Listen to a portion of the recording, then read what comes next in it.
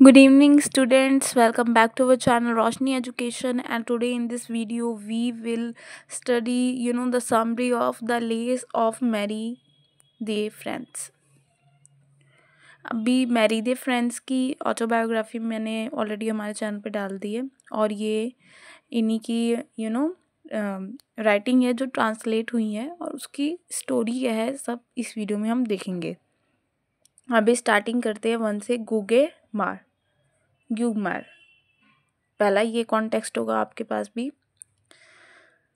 तो ये वीडियो जो है हिंदी में रहेगी, हिंदी में एक्सप्लेनेशन रहेगा। ये पार्ट 1 है वीडियो का। अगर आपको पार्ट 2 देखना है तो आपको कमेंट करना पड़ेगा part 2 and I will share the link. Let's begin with motivation कि भाई हमें स्टोरी सुननी है, वो भी 2 मिनट में। चलो शुरू कर देते हैं।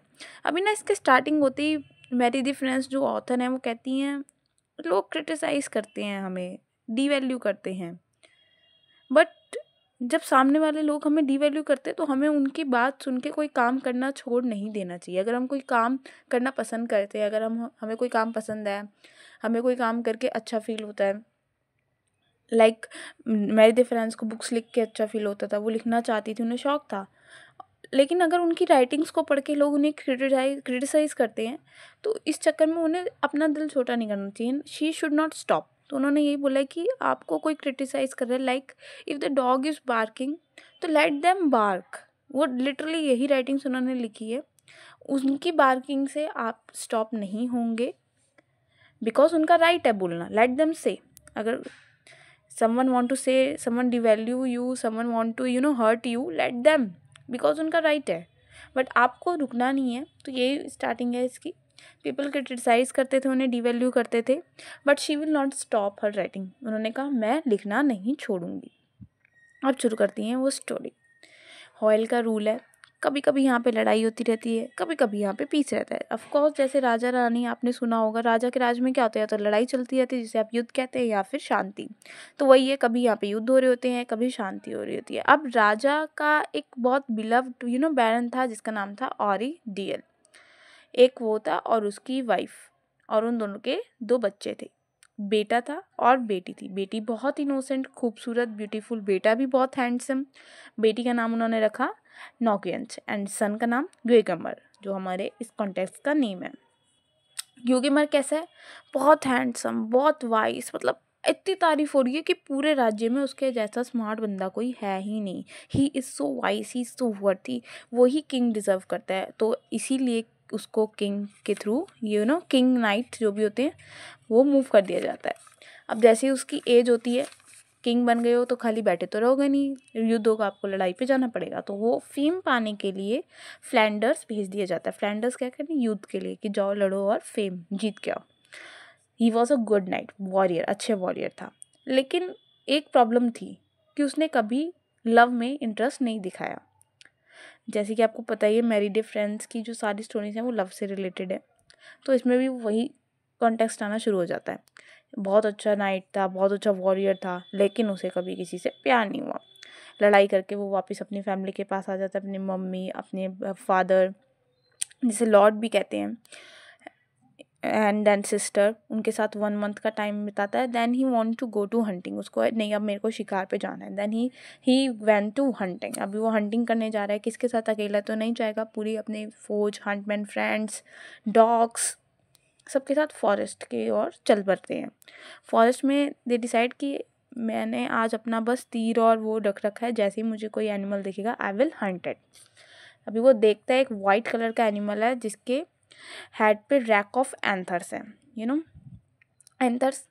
और जैसे ही एनिमल को देखता है, कुत्ता भौंकने लगते हैं, सारे dogs are barking and he is like, अभी एरो निकाला मारा, वो उसको मारता ही है, लेकिन वो उसको भी लगता है एरो, और एक एरो कहीं और जाके लगता है।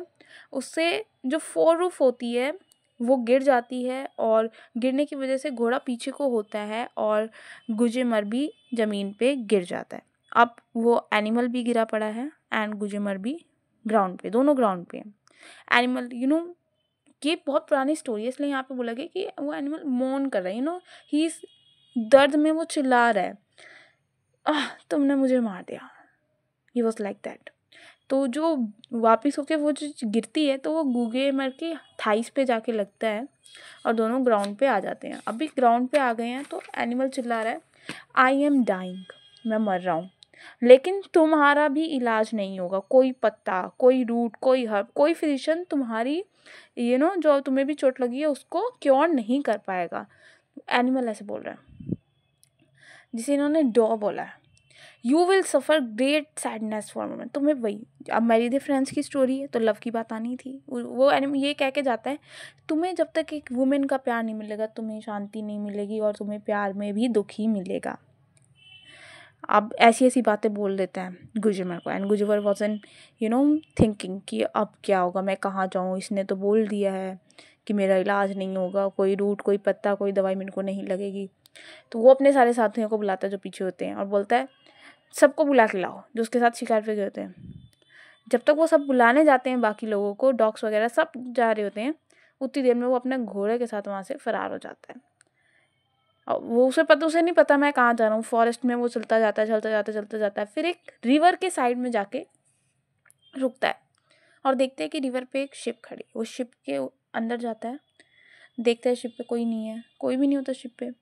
देखते शिप कैसी है, सोलोमनिक स्टाइल की है, मतलब बहुत लैविश शिप है।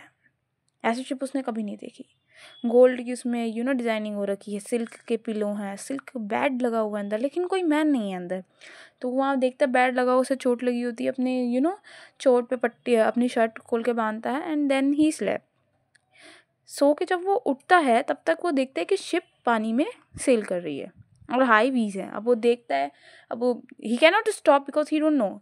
सो फिर वो दोबारा से सो जाता है। रात होने से पहले शिप एक दूसरे तट पे जाके रुकती है रिवर के, and he see that there is an ancient city. एक पुरानी सिटी के बाहर शिप उसकी रुकी है जो कि उसी के किंगडम की कैपिटल भी है। अभी वो किंगडम के बारे में वो जानता है बिकॉज ही इज किंग। तो कैपिटल में कौन किंग है, राजा, वो जानता है कैपिटल में कौन है। तो उसे पता है कि वहाँ पे एक बूढ़ा सा रूलर है और उसकी वाइफ वहाँ पे रहते हैं। अभी ये स्टोरी ऊपर की यहाँ पे थोड़ी सी बैक जाएगी, मतलब रुकती है थोड़ी देर के लिए, गुजुमर की बातें कम होती हैं, इस किंगडम से रिलेटेड बातें अब यहाँ पे शुरू हो जाती हैं because it is a translation version, इसलिए ये थोड़ा सा ऐसा है। बूढ़ा आदमी है, उसकी वाइफ है और साथ में एक और पर्सन का यहाँ पे डिस्क्रिप्शन हुआ है कि एक मेड रखी हुई है। मेड कौन है, उस बूढ़े आदमी की बहन ही है। उनने अपनी वाइफ की सिक्योरिटी के लिए उसको रखा हुआ है और यहाँ पे बस इतने लोग ही रहते हैं, ये 3 और एक बाहर गार्ड, बस इतने लोग ही रहते हैं। कोई आ नहीं सकता, कोई जा नहीं सकता मेन एंट्रेंस पे बिना परमिशन के। लेकिन पीछे एक दरवाज़ा है जो रिवर से सीधा उसकी वाइफ के रूम में जाता है। वहाँ पे वीनस लॉर्ड की बहुत बढ़िया पेंटिंग बनी पड़ी है and only they use that. तो अभी यहाँ पे मैं रोकती हूँ। This is part 1 and part 2 के लिए आपको कमेंट करना पड़ेगा इसके आगे की स्टोरी, क्योंकि डिफरेंट है, तो फिर वो हम वहाँ पे टेकअप करेंगे। Thanks for watching this video.